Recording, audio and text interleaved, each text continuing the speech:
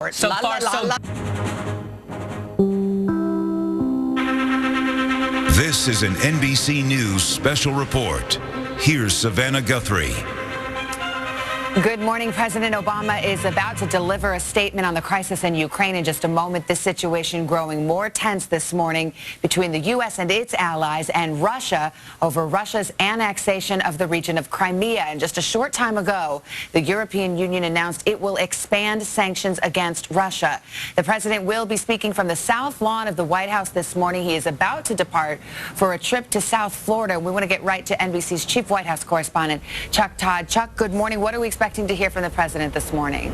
Well, Savannah, we're expecting an announcement of expanded sanctions against Russian individuals. It was something that the White House has been hinting at for the last couple of days. But one of the things that the White House has not wanted to do is act unilaterally. So the reason for sort of a couple of days delay, obviously the Crimea referendum went through, the annexation process, the Russian government has been doing it. So there was an expectation there would be a U.S. response.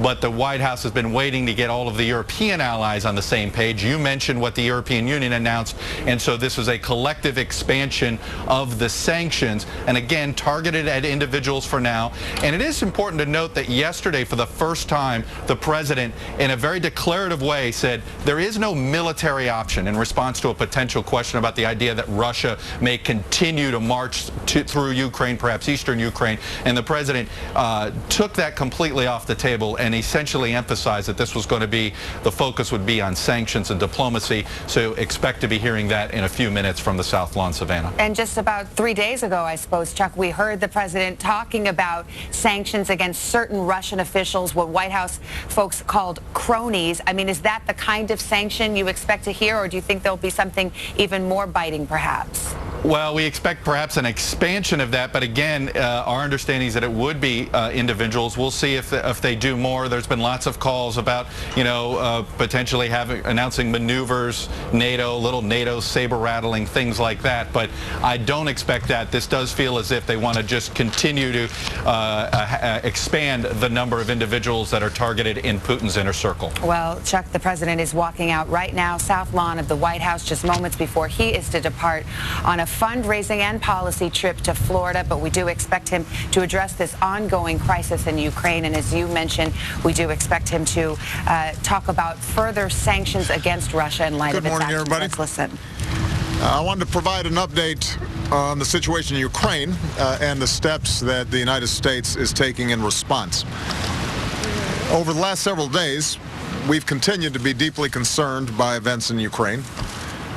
We've seen an illegal referendum in Crimea, an illegitimate move by the Russians to annex Crimea, and dangerous risks of escalation, including threats to Ukrainian personnel in Crimea and threats to southern and eastern Ukraine as well.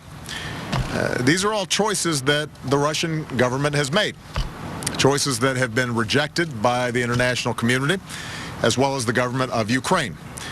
And because of these choices, the United States is today moving, as we said we would, to impose additional costs on Russia. Based on the executive order that I signed in response to Russia's initial intervention in Ukraine, we're imposing sanctions on more senior officials of the Russian government. In addition, we are today sanctioning a number of other individuals with substantial resources and influence who provide material support to the Russian leadership, as well as a bank that provides material support to these individuals. Now, we're taking these steps as part of our response to what Russia has already done in Crimea. At the same time, the world is watching with grave concern as Russia has positioned its military in a way that could lead to further incursions into southern and eastern Ukraine. For this reason, we've been working closely with our European partners to develop more severe actions that could be taken if Russia continues to escalate the situation. As part of that process, I signed a new executive order today that gives us the authority to impose sanctions not just on individuals but on key sectors of the Russian economy. This is not our preferred outcome. These sanctions would not only have a significant impact on the Russian economy, but could also be disruptive to the global economy. However, Russia must know that further escalation will only isolate it further from the international community. The basic principles that govern relations between nations in Europe and around the world must be upheld in the 21st century. That includes respect for sovereignty and territorial integrity. The notion that nations do not simply redraw borders or make decisions at the expense of their neighbors simply because they are larger or more powerful.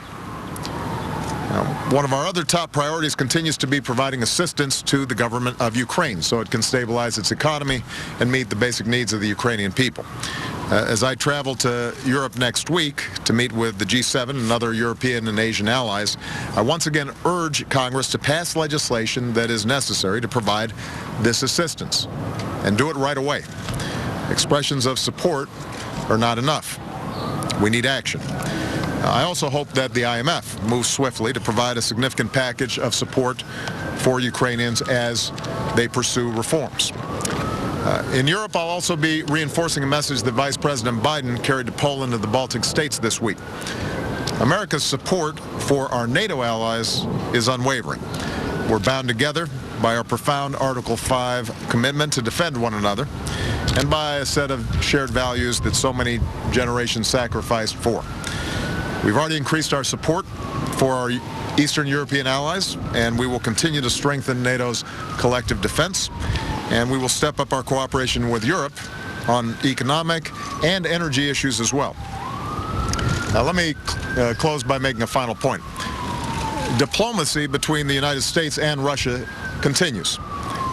We've emphasized that Russia still has a different path available, one that de-escalates the situation and one that involves Russia pursuing a diplomatic solution with the government in Kiev, with the support of the international community. The Russian people need to know, and Mr. Putin needs to understand, that the Ukrainians shouldn't have to choose between the West and Russia. We want the Ukrainian people to determine their own destiny and to have good relations with the United States, with Russia, with Europe, with anyone that they choose. That can only happen if Russia also recognizes the rights of all the Ukrainian people to determine their future as free individuals and as a sovereign nation. Rights that people and nations around the world understand and support. Thank you very much, everybody.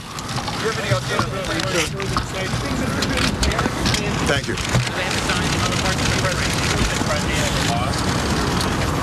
President Obama from the South Lawn of the White House as he gets ready to depart for Florida, announcing new sanctions the U.S. will enact against certain Russian individuals. And as I turn to Chuck Todd, joining us from the White House, I think also a shot across the bow from the president that the U.S. is ready with its European partners to go even further and hit Russia economically if Russia escalates, to borrow the president's term.